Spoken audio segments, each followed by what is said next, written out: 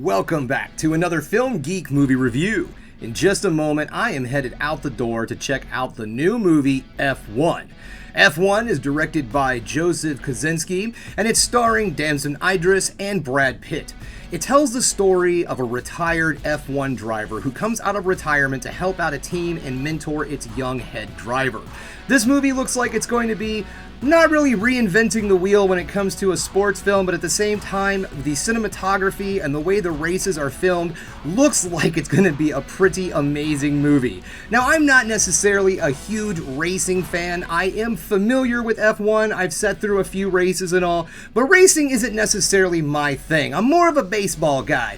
But what I do appreciate is amazingly filmed sequences. So I'm really looking forward to watching the cinematography in this film. Also, I'm going to the AMC Dolby Theater to check this movie out. The Dolby Theater has like a really big old screen similar to IMAX, except it manipulates light so you get some really crisp pictures coming off of that sucker. And also the sound system is amazing in that theater, so I'm really looking forward to seeing it there. So you know what, it is enough of me sitting here jibber jabbering on. It is time for me to get out the door because I need to go see F1.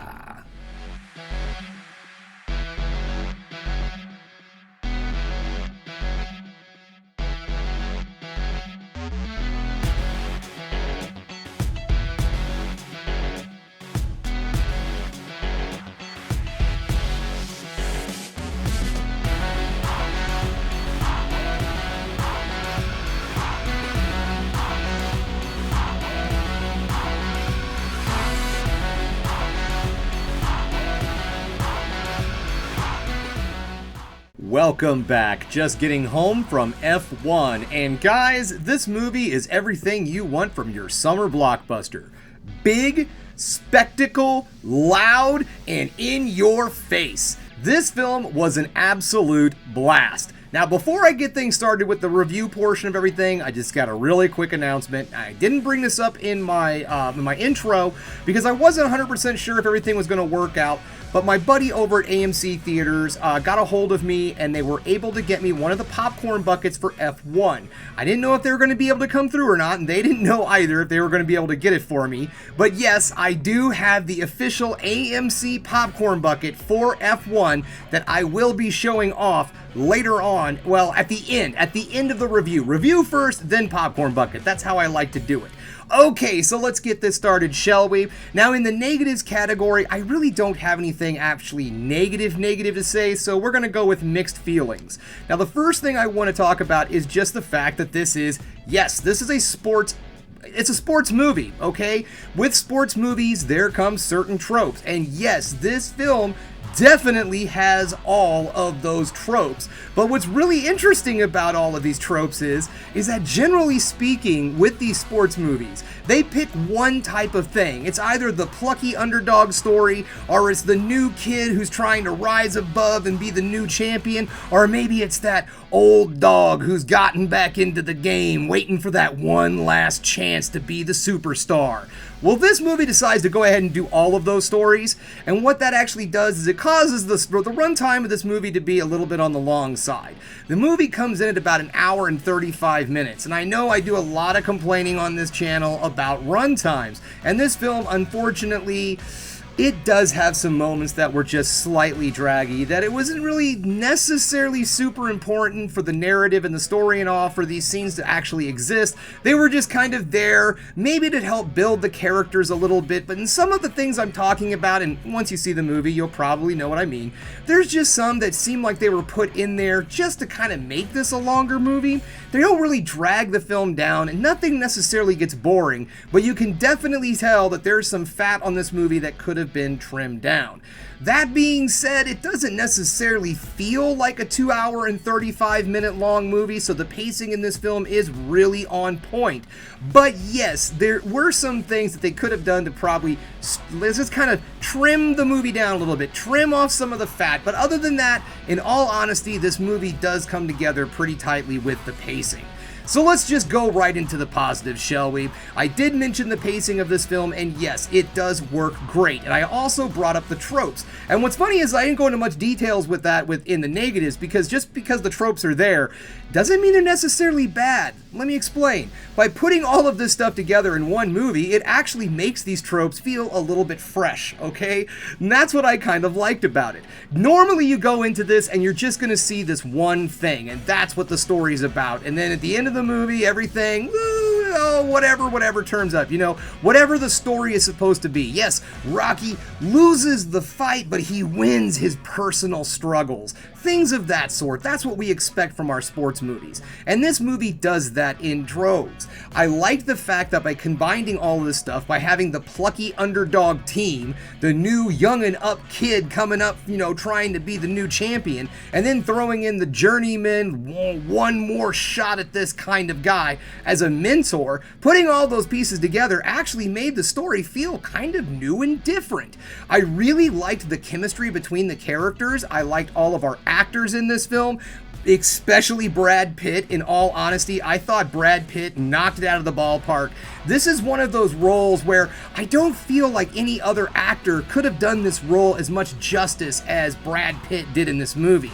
Now, the other actor, Damson Idris, he does have a pretty good sized role in this movie, but the film does seem to really focus in on Brad Pitt's character, and we mostly follow along his story through this whole thing. And the other character, yes, he's still very important in the story. He is still pretty much one of our main characters, but it does seem that we follow Brad Pitt a lot. And Brad just knocks it out of the ballpark. I thought his performance was absolutely on point, and as the movie progressed, I couldn't possibly see any other actor pulling off this role. And I also thought was kind of fun about this movie that his character plays someone who peaked in the 90s, and due to an accident, they had to retire.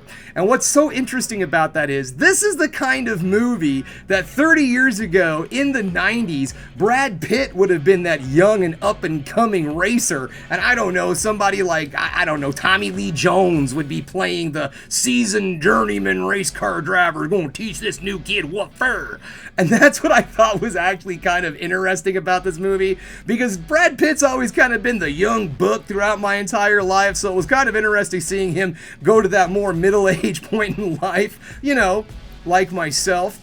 And then, let's get to that cinematography, that wonderful, wonderful cinematography. It is amazing. They used this really cool technique, and I do believe it was the same technique that was used in Gran Turismo, because it is Sony's cameras. But they're remote cameras that they're able to put on the outside of the car and in the cockpit to really give you a sense of you are there with them. You get to see all of the action in the car and all around the cars as this entire film and all of the racing sequences are done. And it looks amazing. It just really adds to the octane and the excitement of our story. So it just kind of basically goes, we get story, an amazingly intense race, story, amazingly tense race, so on and so forth. And everything is just filmed absolutely gorgeous. All of the racing sequences look great. They're intense, in your face, and loud. The sound design in this film is also amazing. It really pulls you into those race sequences and helps you feel the immersion of the film. The sound design is something also, the soundtrack, the soundtrack, which is done by Hans Zimmerman, is also outstanding. I really love the score for this. There's also some great pop songs, rock songs, and all that are thrown into this to really drive home the feeling of being there on the reel, in there, watching these races and all. I mean, guys, in all honesty, this is exactly what you want from your summer blockbuster films. Just something that's big, loud, in your face, and entertaining. There are some funny levity moments, but mostly this film is a drama at its core with some amazing action sequences. I did see this movie in the AMC Dolby, and I do highly recommend seeing this film in something like IMAX or Dolby, just so you can soak in all of that amazing, amazing shot footage on the racetrack. So all in all, guys, I would have to say that summer blockbuster season is 100% going on, and this film is kind of taking itself up to the lead of the pack. So we'll just have to see what happens when old Jurassic Park comes out here soon, but in my honest opinion, I think this movie might be the big movie of the weekend. So there you have it, guys. That ends the end of the review portion of this review. That's it on the movie. Now it's time for me to check out this really cool popcorn bucket. And I think this is a popcorn bucket that if you're a fan of the movie and you're a fan of F1 racing or racing in general, this is something you're going to want. And that is the helmet. That's right. You could have got a car, but nope, they went with an F1 helmet. And I think this is pretty cool. Right up here at the top, you can open it up, right there, and there's where your popcorn goes in. And again, this also has that really nice, strong, sturdy plastic that these buckets normally come in. So here you have your character's name on the side here. This is Joshua's helmet. This is the younger racer that works with Brad Pitt. You can get Brad Pitt's helmet also, so you can get Joshua and Brad Pitt's helmets. Brad Pitt's helmet, Sonny, his character's name is Sonny, is kind of like an aqua color, or greenish, bluish kind of color, and then it has his name signed on the side of it just like this one. So I mean, in all honesty, guys, this is a pretty cool little thing that you can take home with you once you go see this movie. And if you're just a fan of racing, this is kind of a cool little shelf thing anyway. Stick it up on your shelf. It'll look really good up there, don't you think? In fact, well, I don't have any space right now. I'm going to have to figure this out. I'm getting so many of these buckets. I don't know what I'm going to have to do here soon. But this is cool. Now, this part does not open up. That's just clear so you can see your delicious popping corn, which I'm hoping you bought official AMC popcorn available at Walmart.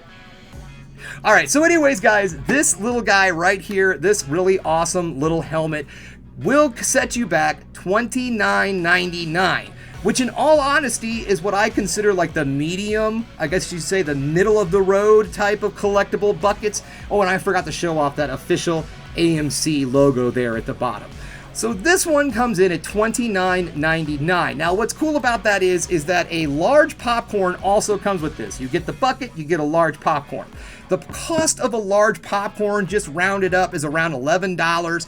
For less than $20 more, you can get this awesome popcorn bucket that you can stare at and look at and go, dang, that Brad Pitt sure was good in that racing movie. I sure like that dancing Abras. He was awfully good as that Joshua kid. Hey, let's put the old Blu-ray on.